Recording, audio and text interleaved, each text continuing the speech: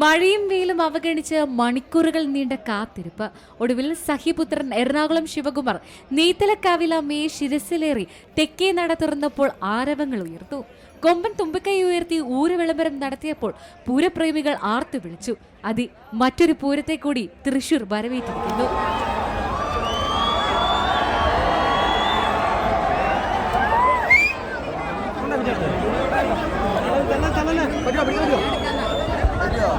രാവിലെ പെയ്ത മഴ ഉച്ചയോടെ മാറി. മാനം തെളിഞ്ഞതോടെ പൂരപ്രേമികളുടെ മനസ്സും നിറഞ്ഞു. രാവിലെ 8 മണിയോടെ നെയ്തലക്കാവിൽ നിന്ന് പുറപ്പെട്ട എഴുന്നള്ളിപ്പ് വടക്കുംനാഥ ക്ഷേത്രം മൈതാനിയിലെത്തി അകത്ത് പ്രവേശിച്ച് തെക്കേ നടയിലെത്തി.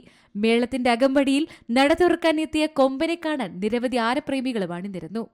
മലയാളം ന്യൂസ്, തൃശൂർ.